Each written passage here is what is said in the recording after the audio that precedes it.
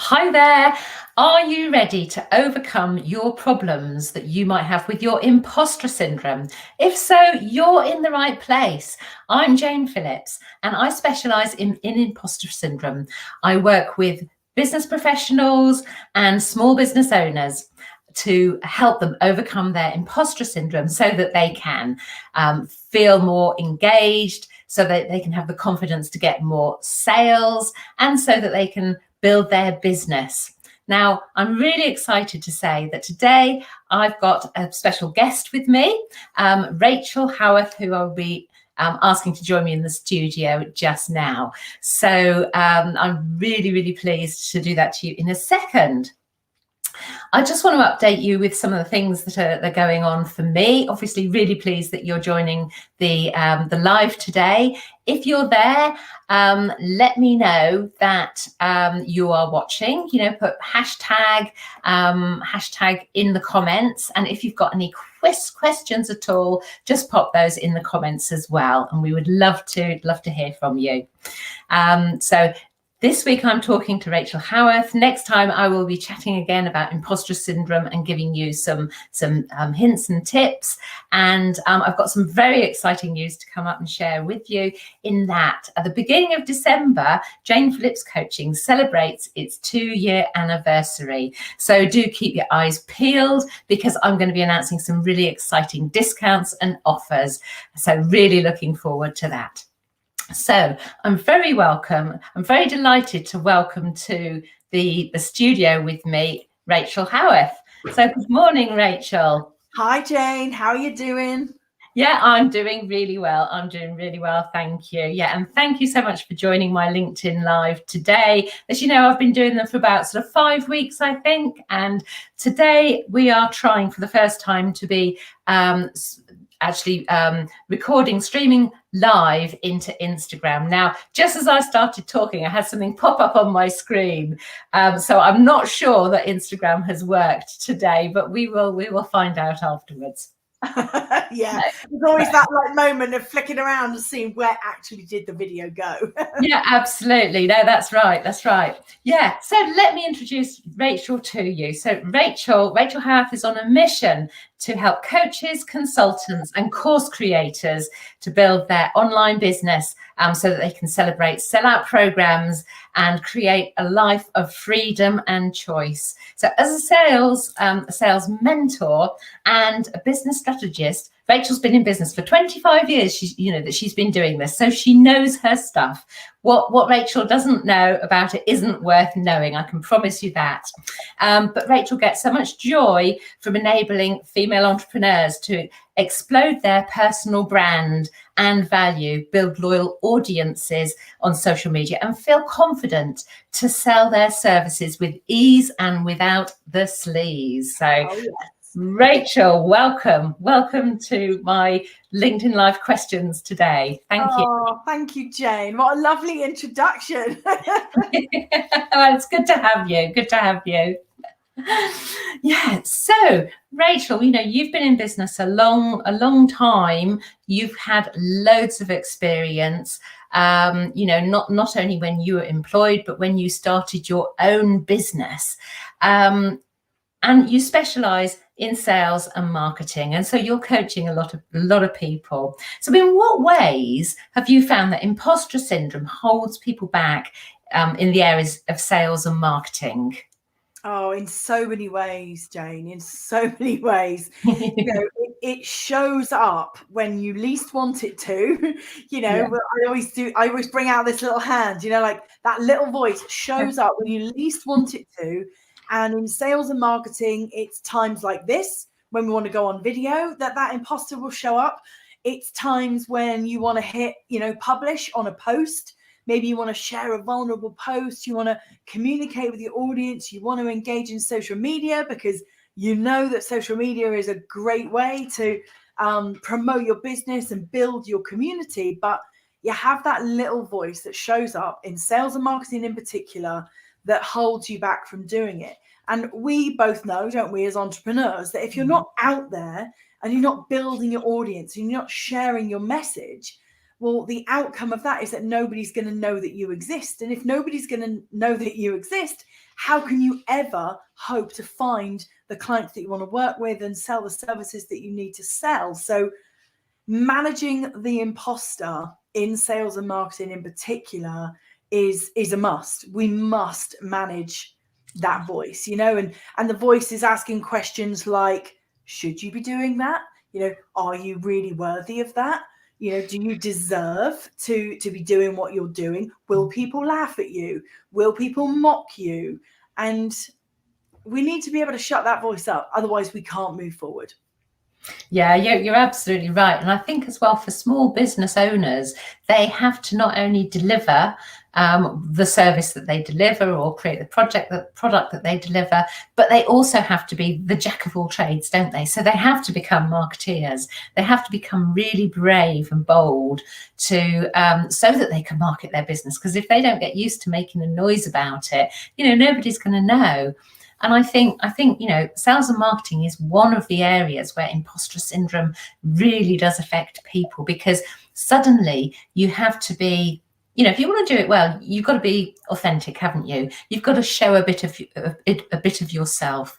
You've got to be brave, and on social media, you've got to put yourself out there. I mean, these are all things that you've taught me.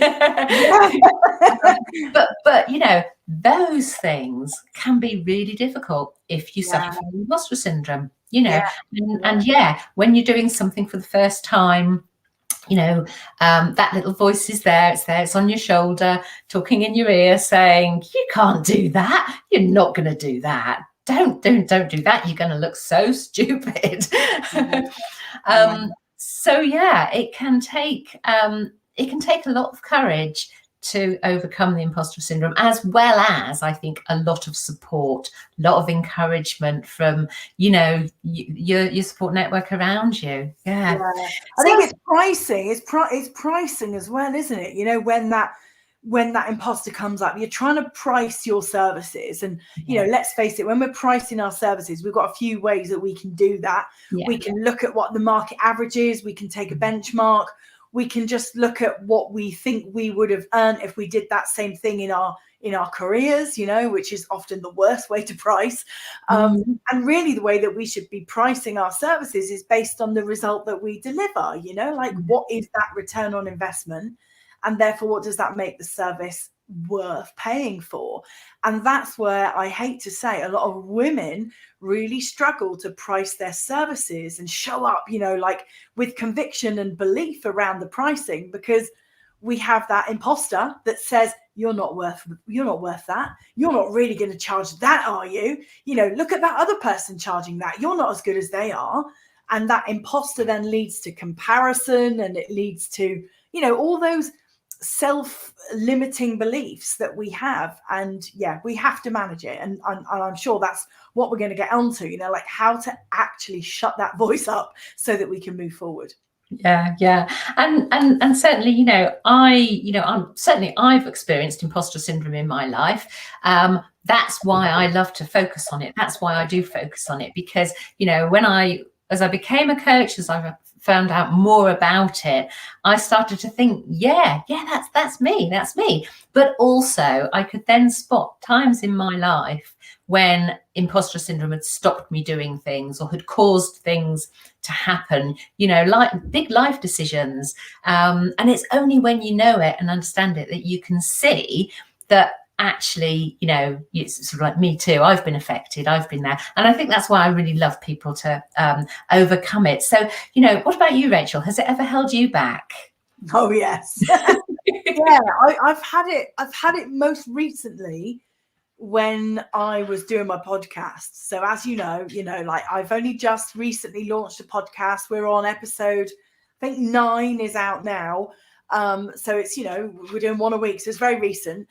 And I had the imposter voice coming up saying, who's really going to want to listen to what you've got to say, Rachel? You know, like, isn't a podcast a bit egotistical? Why is anybody going to want to put their earpods in and walk around listening to your voice coming through their earphones? And I had to really like check in with myself and say, Rachel, like, come on, you do video, you do interviews, you coach people all over the world. Why wouldn't they? It's not why would they, it's why wouldn't they? Because I've already seen the evidence. I've already got the evidence around me that imposter voice was not true. When I do a live in my Facebook group, I've got 1,400 people in there. I have great feedback. So the evidence is there that people have wanted to hear the message I'm sharing. So why would that be any different on a podcast? It was just me being silly. And I had to really check in with myself. But yeah, I've definitely felt it. I've felt it with pricing. I felt that feeling of comparison. I've had it in my corporate career where I was constantly compared to other people that were in my team. And as I was going for promotions, looking at different people whose career path I was following, and that voice saying, oh, you're not as good as they are and they're better than you. And actually none of that should really matter, because your imposter, we give it kudos by calling it an imposter. I think we give it a position in our lives by calling it a name that puts it on a bit of a pedestal and makes it a thing. But actually our imposter is just us. It's just us. Absolutely. It's just another version of us.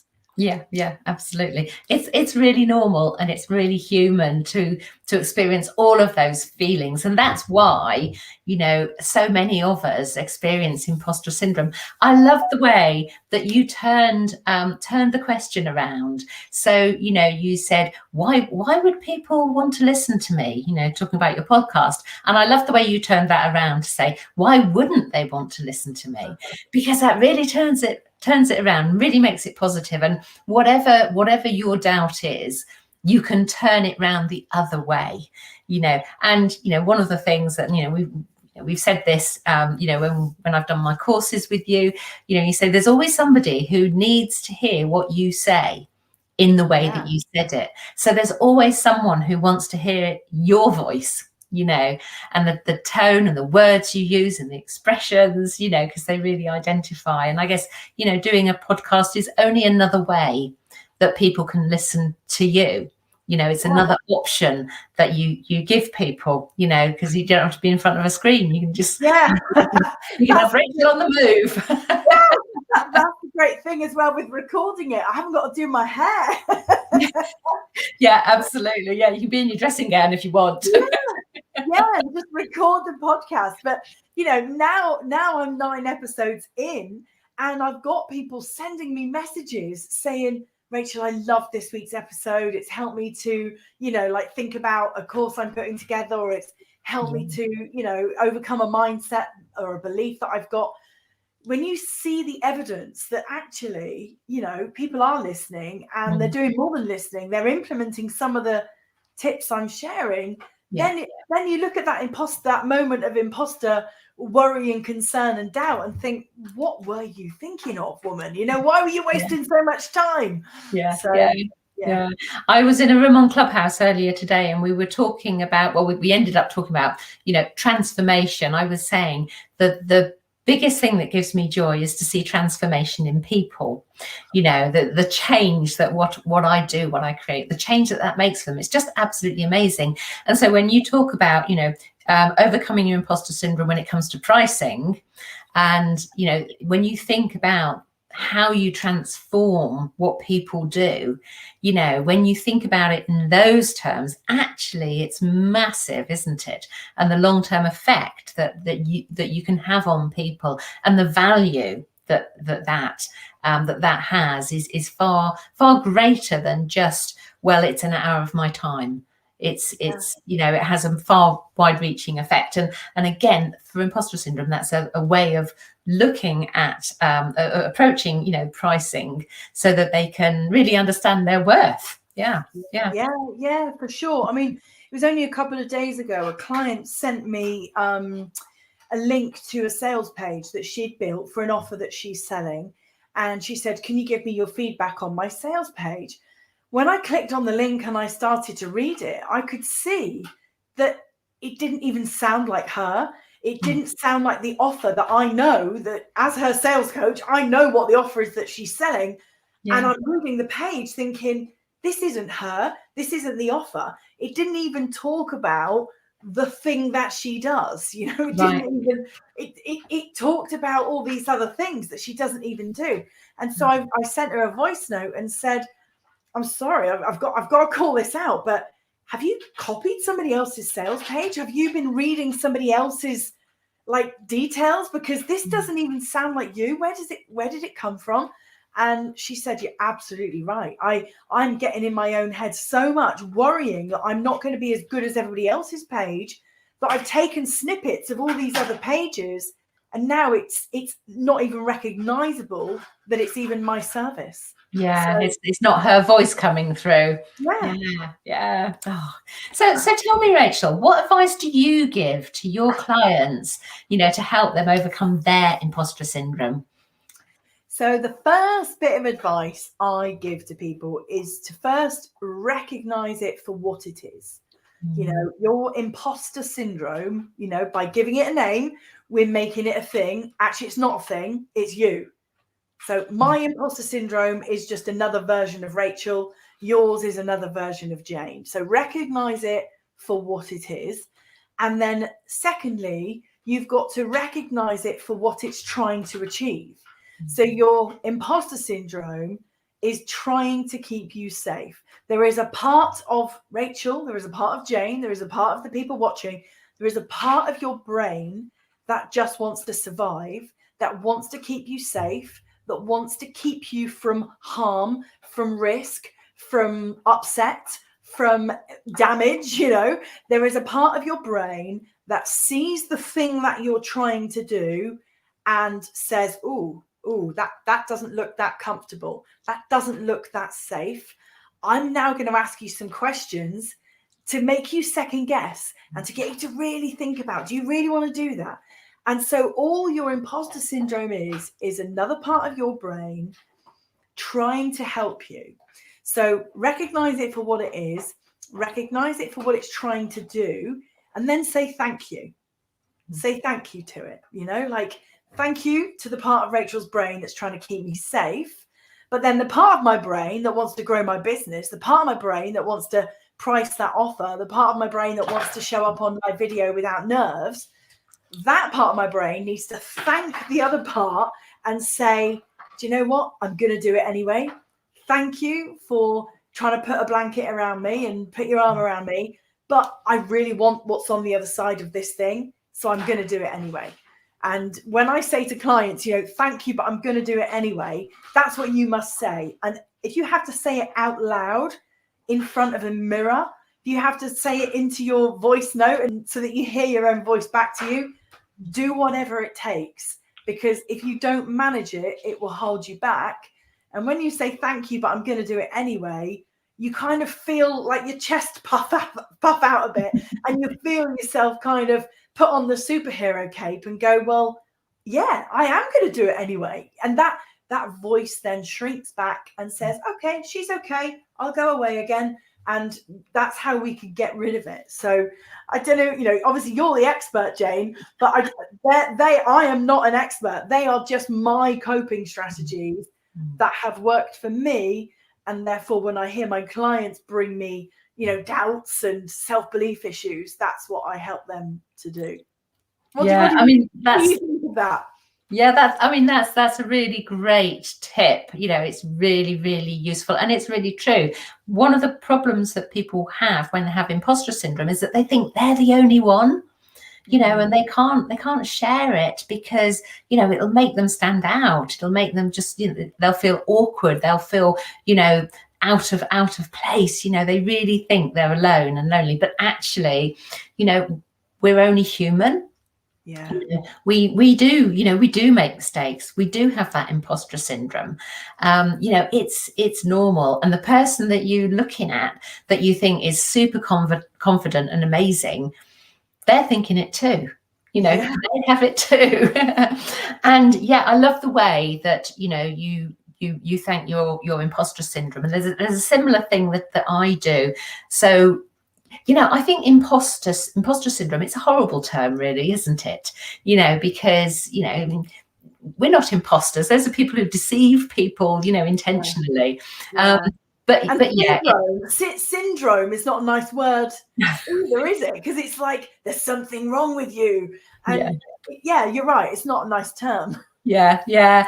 But the imposter syndrome, it's part of our amygdala. You know, it's that oldest part of the brain that is protecting us from fear. You know, it's trying to keep us safe. It's trying to keep us in that comfort zone.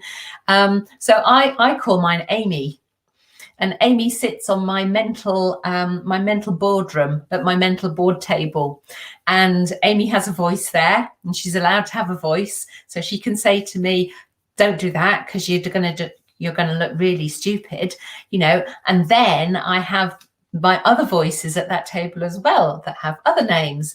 And so the real driver, the driver in me, you know, let's Amy have her voice, and then says, okay, yes, but you know, the good side, the positives, you know, if we do this, this will happen, you know, and we know this will happen because if we get into problems, we can go and find out the information that we need. We can go and get help from people. So yeah, that conversation and that acknowledgement is really important. And yeah, that's just one of the tips that I have, you know, when I'm doing my planning, or like you say, when you're about to go on, your podcast or doing something like that, about to press a live, you know, you can do that really sort of quite quickly, and sort of help you get over. But I think it's really important to acknowledge how you feel, isn't it? And accept that you feel like that, but feelings are not fact. You know, doesn't mean that people are going to make, you know, think that you're stupid, that you're going to make a mistake. You know, it is just that fear, isn't it? And it goes away. You know, it doesn't last. Yeah, absolutely right. I mean, the client I was just telling you about with the sales page, we then got into quite a conversation about imposter syndrome and how she was really feeling. And we agreed the number one action for her to do, and she did it like literally the minute we came off our call, she did this thing, is she went on Instagram and she did a live and she confessed to her audience exactly how she was feeling. She confessed that she had feelings of not feeling good enough. She confessed that she worried about showing up on video, that she was going to get judged, that she was going to be seen as not good as other people. And she confessed. And the reason I got her to do that is because that confession then minimizes all of that other doubt, because once you've confessed it to the people that you're worried about who are going to see it, you've got nothing left to worry about. So it kind of minimizes it. And she messaged me afterwards and said, I feel amazing for doing that. And she's had some great comments from people and lots of support. So yeah, confessions and confessing to how you're feeling can again be a really good step for people that are watching this that might be suffering with it. Yeah, when you call imposter syndrome out, it really quietens it down, doesn't it? Yeah. And you know, when you verbalize it, it makes you realize that that actually how small and unimportant it is. You know, so it's really important. And I bet she had loads of comments, loads of, you know, response and support, and other people saying, yeah, oh gosh, I feel like that as well. Yeah, for sure. I mean, you've done a few vulnerable posts lately, you know, and I'm a fan of vulnerable posts, not for the sake of it, obviously, but when it's relevant, when it's correct, the right thing to do. I don't think putting out shiny, polished, perfect versions of ourselves is the way to market and show up in 2021, 2022. The trend is for vulnerability, you know, the trend is for authenticity and telling the truth, you know, and if that means showing up and saying, I'm having a shit day and I've got loads of doubt around me at the moment and I'm just going to show up and do it anyway, but please forgive me if it's rubbish. Well, then say that, you know, but don't think that unless you can show up all perfect and pristine that nobody's going to watch, because the reality is the opposite is true. Yeah. And you know, one of the things with imposter syndrome is that people feel that they have to be perfect. You know, one of the traits is when people are over perfecting, you know, perfecting work when it's already good enough. So, you know, wasting time, trying to make it better, and the same, you know, with ourselves, not happy unless we've, you know, perhaps recorded something perfectly, you know, going over it again and again. Whereas in actual fact, you know, if you stumble over your words, it's not the end of the world, is it? The sky doesn't fall in. You know, I do it regularly. Yeah, me too. And one of the lovely things that I think about this trend for being authentic and being realistic is that, you know, we are not perfect. And that comes over the fact that we're not perfect. You know, we are so hard on ourselves. We expect perfection of ourselves when we would never expect it from our best friend, from someone in our family, from our colleagues. You know, we expect so much from ourselves, and we're the only one expecting that. We're the only one doing that to ourselves. Yeah, So, yeah. yeah, A judgment has a lot to answer for, doesn't it? Because I think we fear that judgment. We don't want that judgment. We would want the judgment if it was all perfect, you know, perfect tens.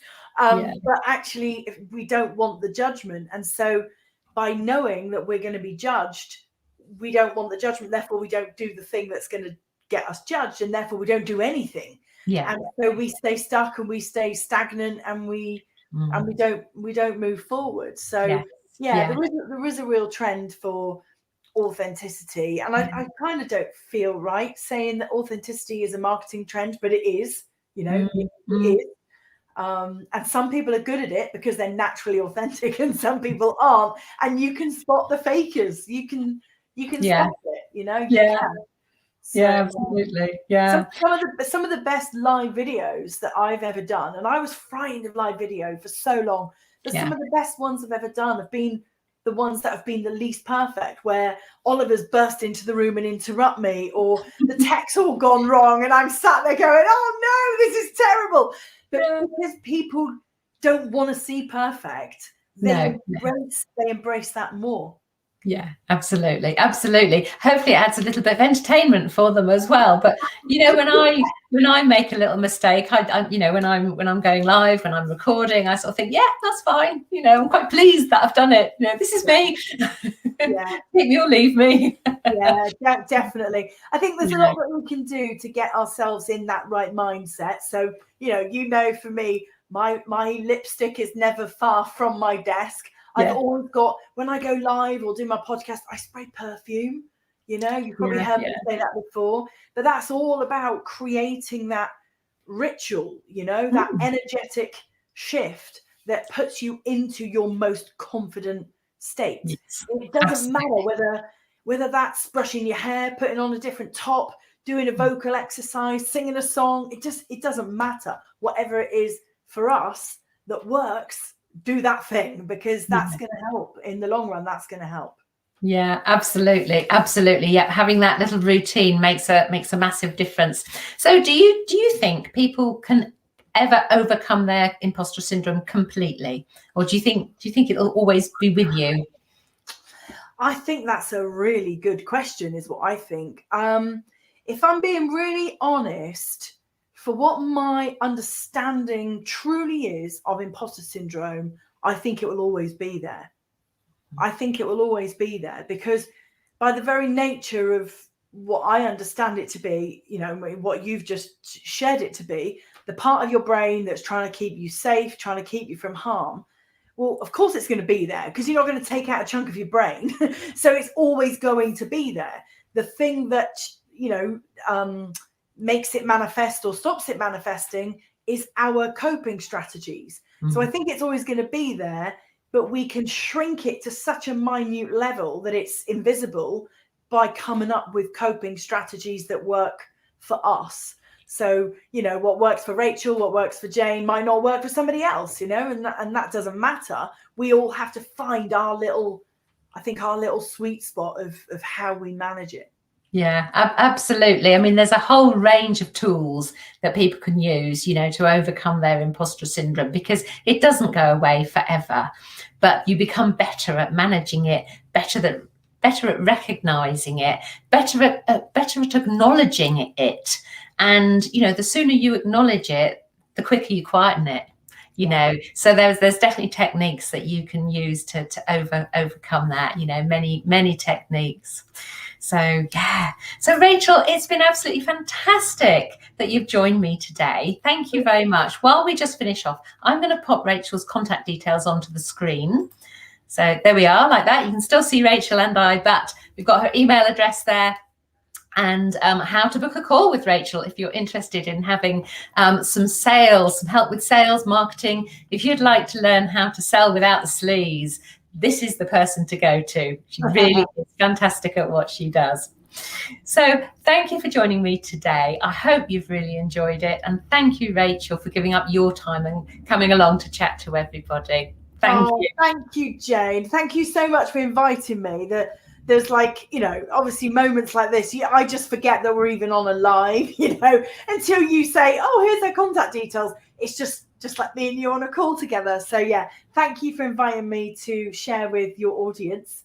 And yeah, I will catch you again very, very soon. That's brilliant. Thank you, Rachel. And thank you, everybody, for listening. See you all soon. Bye. Bye.